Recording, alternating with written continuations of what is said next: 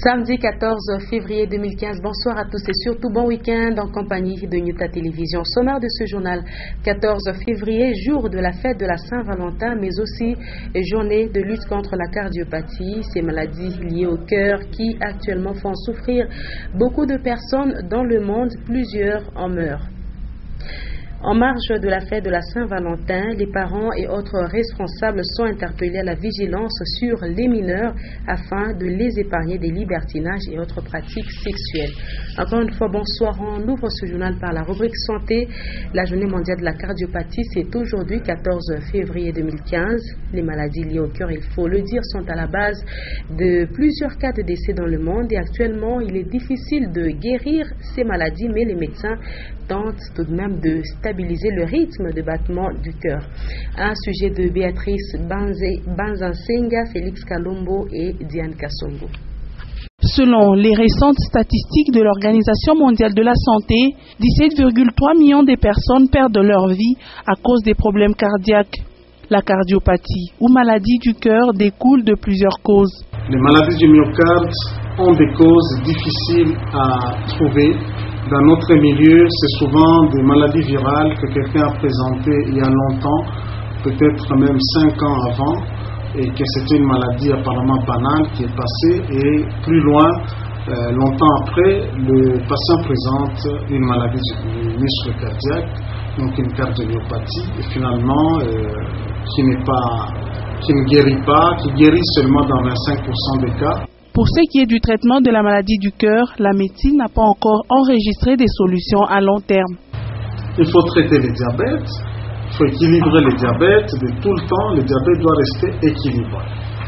Il faut éviter l'obésité, donc il ne faut pas dire, bon, je suis gros, j'ai un gros ventre, je suis patron, et non, c'est déjà une maladie, l'obésité.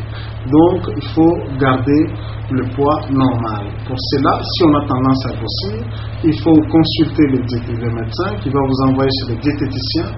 Afin d'éviter des maladies liées au cœur, il est déconseillé de prendre des aliments trop gras qui conduisent à l'obésité et ces malades doivent régulièrement consulter un médecin. Les mineurs profitent parfois de certains événements pour s'adonner au libertinage et à des actes scandaleux. Les organismes et militants des droits de l'homme signalent que les violences sexuelles sont en train d'augmenter malgré le renforcement de la loi en la matière à l'occasion des festivités de fin d'année et même de la Saint-Valentin. Comme aujourd'hui, l'on se rend compte que les distractions des responsables peuvent exposer les mineurs à certaines pratiques sexuelles. Regardez. La célébration de la Saint-Valentin est également observable dans les milieux des jeunes. Les mineurs ne sont pas épargnés de s'offrir des cadeaux et de se permettre certaines sorties osées. Souvent, les jours de fin d'année, de Saint-Valentin et autres sont des occasions où l'on s'adonne à des libertinages et les mineurs sont en proie aux violences sexuelles. À ces jours, les amigos et juridictions sont envahis par des dossiers liés aux violences sexuelles sur mineurs. Même à Lubumbashi et à l'est de la RDC, les violences massives et systématiques se sont toujours perpétrées. L'on devra davantage miser sur l'effectivité et l'efficacité de la loi tout en renforçant les enquêtes et en améliorant les stratégies de lutte contre les violences sexuelles sur mineurs.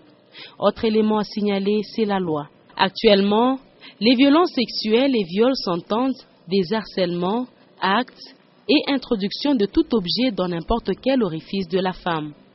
Le fait de violer une mineure par un parent, un élément de l'ordre ou tout autre individu est sanctionné sévèrement. Les peines d'emprisonnement varient entre 5 et 15 ans, sans compter les amendes très sévères. En outre, une mineure, même déflorée et complice, n'a pas de consentement. L'accord d'une mineure n'efface pas la responsabilité pénale de l'auteur qui la viole.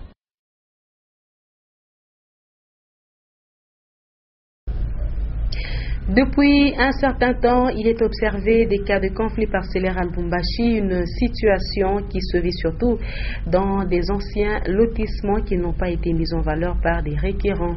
Diane Kassongo, Michel Olela pour son reportage. Toute concession ou terre acquise doit être mise en valeur et se conformer à la destination prévue dans le contrat. Selon les services des titres immobiliers, l'inobservation de ces formalités par un locataire peut amener le service de l'État à récupérer la concession. Malgré que les requérants ont toujours une copie de ce contrat, les clauses continuent à être violées et les conflits sont légion dans le domaine foncier. Nous résilions le contrat lorsque le requérant ne respecte pas les droits et obligations contenues dans le contrat que nous contresignons. C'est-à-dire, moi, je représente la République et les requérants, nous contresignons. Nous sommes censés respecter les clauses du contrat. Moi, je protège ses droits et lui doit faire en sorte qu'il puisse respecter les obligations.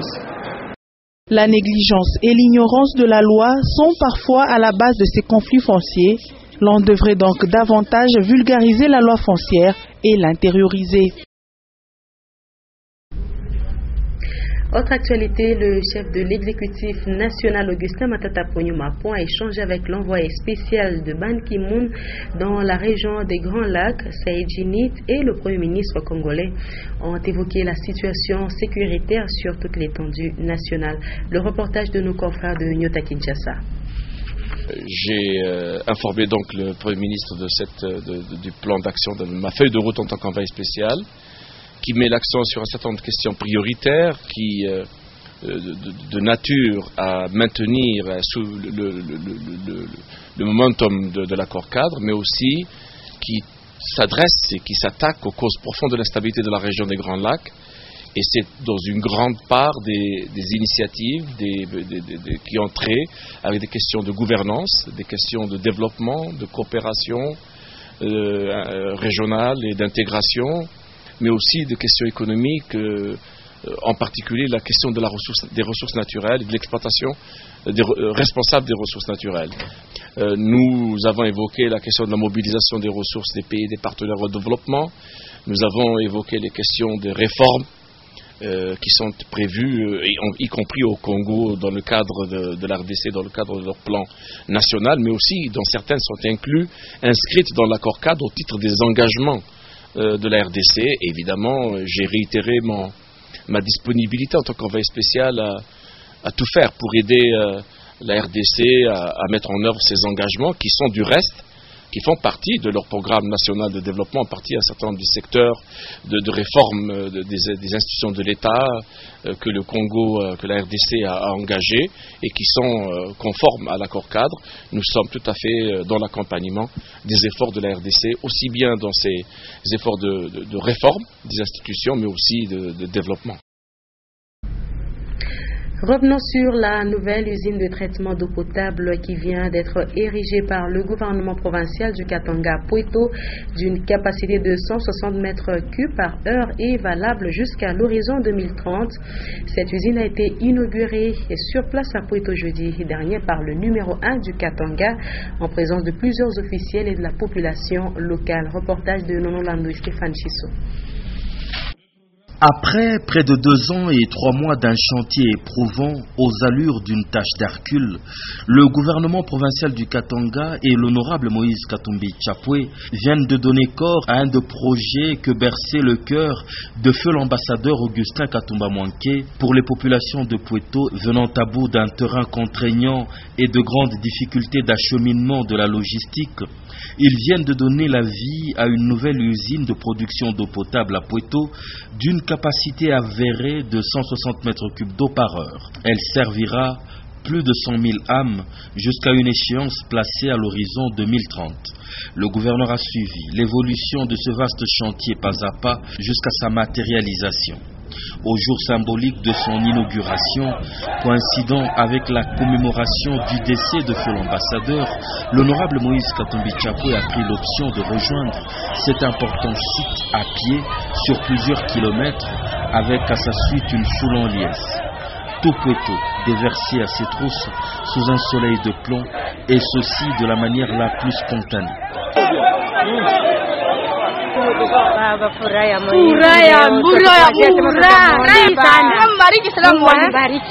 Ainsi, la nouvelle usine sera envahie par ses bénéficiaires confondus aux officiels.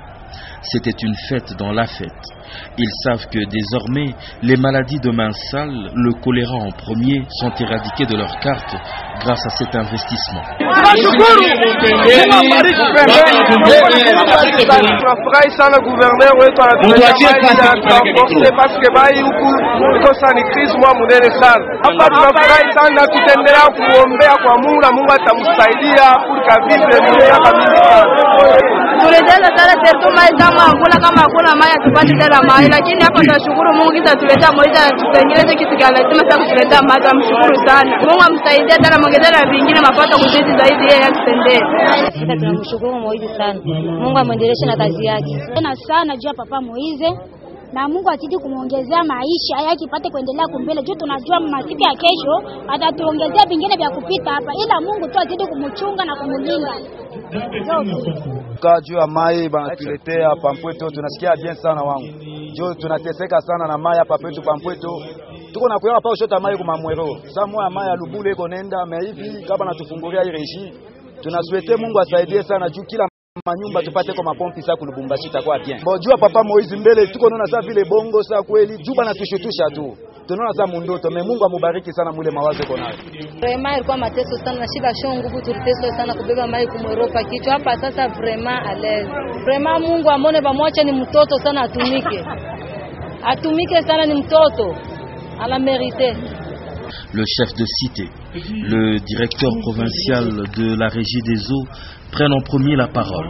Ils seront suivis du gouverneur Moïse Katumbi Chapwe qui retrace l'historique de cet ouvrage, prodigue des conseils à la population et qui ne manque pas de répondre à certaines préoccupations qu'elle soulève sur place, comme la panne de télé et l'installation d'un écran géant.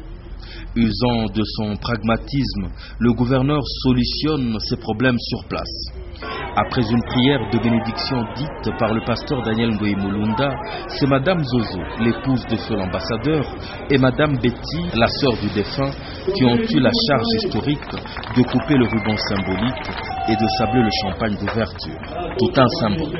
L'instant d'après, à l'intérieur de la salle de commande, le pasteur Daniel Ngoï Mulunda et le gouverneur Moïse Katumbi Chapwe donnent l'historique coup d'envoi de la nouvelle descente. La plaque de l'usine est dévoilée et toute l'assistance procède à une visite détaillée du grand complexe, salle après salle. Laboratoire, la salle de dosage, le magasin des réactifs, le bureau des pompistes, la cabine électrique et tant d'autres.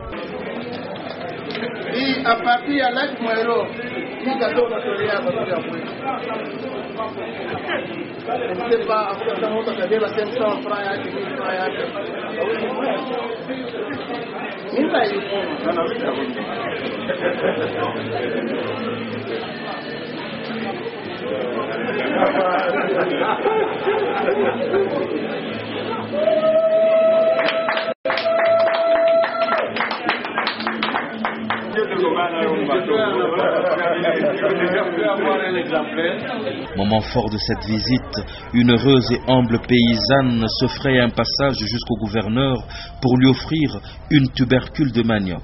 C'est tout ce qu'elle possède pour lui dire merci. Cette importante et historique cérémonie se clôture lorsque le gouverneur pose sa signature dans le livre d'or de la nouvelle usine.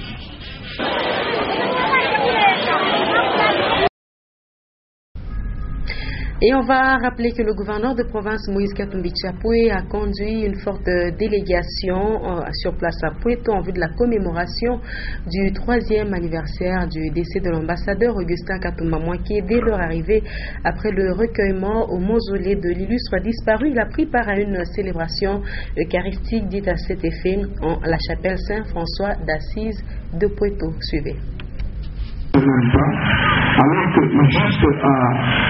Le temps passe si vite. Voici déjà 3 années, jour pour jour, que l'ambassadeur Augustin Katumba Mwanké, d'heureuse mémoire, s'en allait pour l'éternité au terme d'un accident tragique d'avion au Kivu, dans la partie est de la RDC. C'est en guise de commémoration de ce douloureux anniversaire que l'honorable Moïse Katumbi Chapwe, gouverneur de la province du Katanga, conduit ce jeudi 12 février 2015 une importante délégation à Pweto, le village natal de l'illustre disparu. Dans sa suite, des membres de famille, des amis et des officiels venus du pays et du monde. Parmi eux, le révérend pasteur Ngoï Mulunda et l'honorable Célestin Bouyou, président national de la Fondation Katangaise.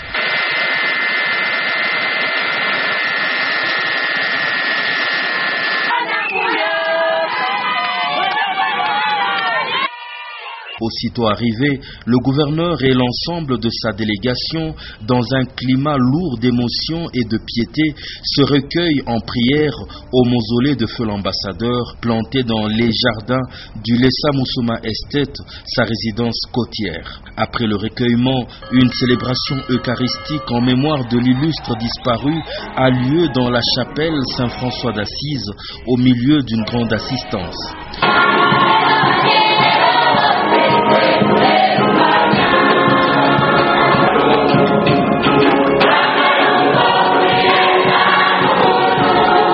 Une Eucharistie qui se déroule dans la grande tradition de l'Église catholique romaine entre chants et danses liturgiques africains.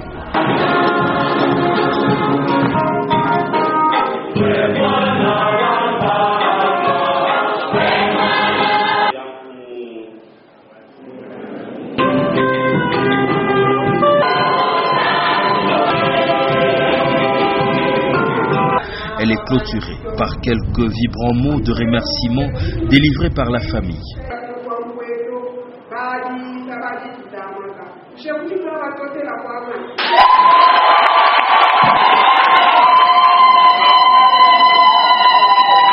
Une messe pleine au dedans comme au dehors.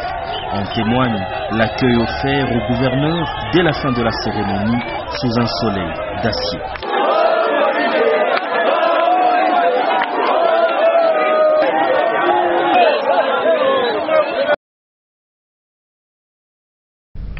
Voilà, de Pointe, nous sommes déjà à Lubumbashi pour parler de la DGDA, Direction Générale des Douanes et Accises, qui a tenu ce samedi une réunion en présence des opérateurs économiques miniers, certains représentants des entreprises de la place au menu, quelques améliorations du système douanier. Reportage de Ben Kaimé, Michel Olela, Sylvie Moussaou. Faire une vulgarisation sur les territoires miniers uniques et les dispositifs d'acceptation centralisée d'évaluation des marchandises importées, tel est l'objectif de la réunion organisée par la Direction Générale des Douanes et Accises ce samedi 14 février 2015. Sur la grande salle du centre Aroupé située sur l'avenue Kilela Balanda qui a servi de cadre à cette manifestation. Plusieurs représentants des entreprises de la place ont été conviés à cette rencontre. Et au sortir de la salle, M. Eric Hata Kafota, directeur provincial de la DGDA, s'est exprimé sur la tenue de la dite réunion. Bon, le territoire douanier unique est un concept qui concerne Tanzania Revenue Authority et la Direction Générale des Douanes et Accises, qui va permettre à ce que certaines marchandises qui débarquent du port de Dar es Salaam puissent être dirigées vers des espaces qui seront dédiés et qui seront considérés comme territoire douanier de la République démocratique du Congo. À l'issue de ces assises, tous les États membres de l'Afrique de l'Est doivent œuvrer sur un système qui consiste à l'élimination des contrôles douaniers et l'acceptation centralisée d'évaluation de marchandises importées sur les différents territoires. Et la DGDA vise l'amélioration des dédouanements des marchandises sur le territoire national. Un autre chapitre, la pénurie en eau potable, fait partie des maux dont souffrent les habitants du quartier Megastor dans la commune Kampemba. Ce quartier qui n'a jamais été connecté au réseau de la Régie des eaux voit chaque jour des femmes, des enfants et même des hommes chercher de l'eau. Il faut avoir chaque jour un peu d'argent pour s'en procurer. Et au cas contraire, c'est l'eau de pluie qui fait l'affaire, comme nous disent Diane Kassongo et Michel Olila. Il faut parcourir une longue distance pour se procurer de l'eau potable au quartier Megastor. Dans ce coin, hommes, femmes et enfants transportent à longueur des journées des bidons jaunes à la recherche de cette denrée. Et c'est grâce à un particulier qui dispose d'une borne fontaine que les habitants peuvent s'en procurer. Distance ni maya forage tunashotaka. Et puis tenele mai ni ya muntu. Nous puisons de l'eau très loin et chez un particulier qui peut se réveiller de mauvaise humeur et nous priver d'eau bien que nous payons. Alors nous demandons que nous soyons aussi connectés aux tuyaux de la régie des eaux.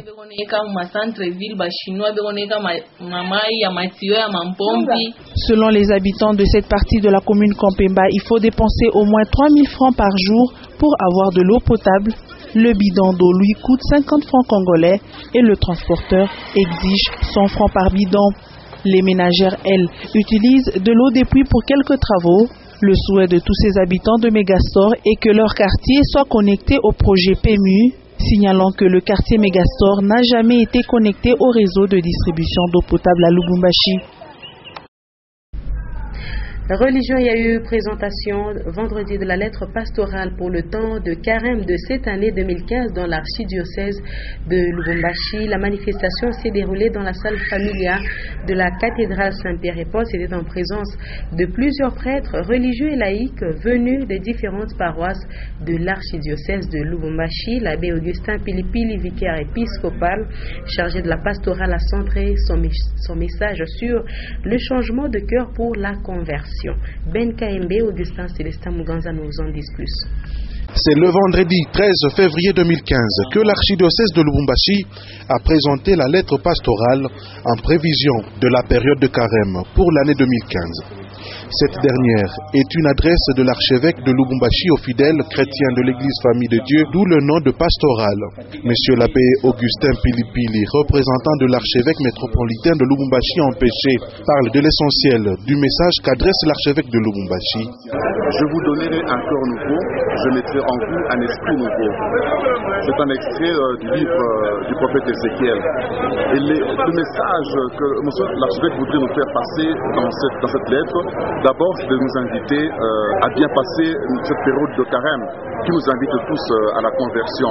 Le synode nous a apporté beaucoup de choses, beaucoup de nouveautés. Et donc, nous ne pouvons pas bien accueillir cette nouveauté que nous a amené le synode si nous continuons à marcher sur les anciens chemins qui ne sont pas conformes à la volonté du synode, qui est la volonté de Dieu.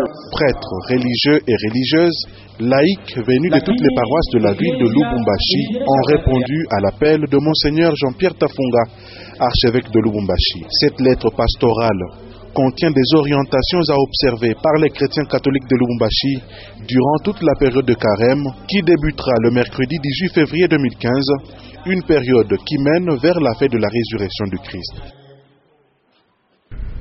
Et on termine avec le sport. La phase de play-off de la Lina Foot a vécu à Lubumbashi au stade Frédéric Kibasa-Maliba avec la rencontre Bazano-Don Bosco. Score final 0 but partout. Constant Yelormwe pour Meshaka MB signe ce résumé. La phase de play-off de la 20e Ligue nationale de football a véritablement démarré à Lubumbashi avec l'affiche locale Groupe Bazano Cercle Sportif Don Bosco. Un match fermé tactiquement, si bien que le tableau d'affiche est resté à son état initial jusqu'au coup de sifflet final. 0 but partout donc, un résultat qui déplaît le coach de Bazano, Bailon Kabongolo, vu que les prochains adversaires ont un poids supérieur à celui du Don Bosco. C'est un résultat qui ne nous plaît pas, parce qu'après Don Bosco vient Mazembe. Nous voulions gagner le match d'aujourd'hui afin de bien entamer le match de Mazembe. Mais comme on a fait un match nul, bon voilà, c'est arrivé comme ça. C'est pas tellement grave. Mais on comptait coûte que coûte gagner Don Bosco afin de bien entamer Mazembe. Mais Mazembe reste quand même une équipe, on va se battre. Et pour sa première apparition sous le maillot des Salésiens, Blaise Kassongo loupe le 4. Après un bon service initié par Chico Ushindi, on jouait la 4e minute. Et avant la pause, Bazano pouvait ouvrir le score sur un mouvement des Maziba pour Lina, qui joue aussi les deux corps. Isaac Assongongandu déplore l'état mental de ses joueurs au regard de la qualité de son effectif. On a joué avec succès d'orgueil. Moi, je m'y attendais à ça parce qu'après avoir joué avec le Popo, gagner 2 buts à 0, et c'est quoi déjà arrivé? Or, il y a beaucoup à faire, vraiment. On doit beaucoup travailler, les gars. Surtout sur le plan mental, là, on n'y était pas vraiment. Les dénouements de ces playoffs pour ces deux adversaires, ce peut être lors des prochaines journées.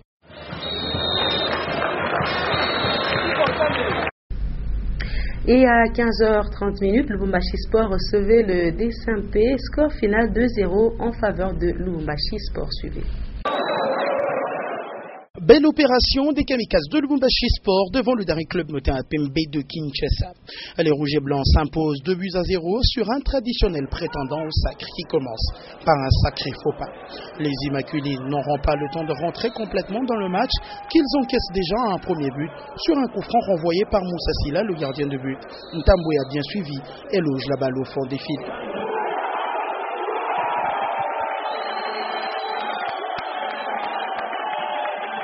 Lubumbashi ne lâche pas pour autant. L'équipe de Mbazambang maintient la pression et prie son adversaire du ballon sur certaines phases de jeu, comme sur celle qui débouche sur une frappe non cadrée de Kassongo à 20 mètres.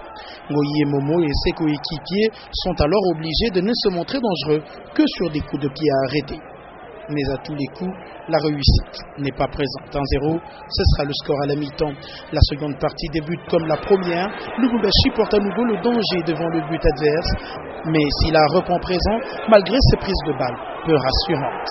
Entré en seconde période, Ngouloubi loupe l'égalisation sur un coup franc de Bivala, alors que Kalobota, gardien des Rouges et Blancs, était déjà battu. Il ouvre trop son pied et n'arrivera pas à loger la balle au fond des filets.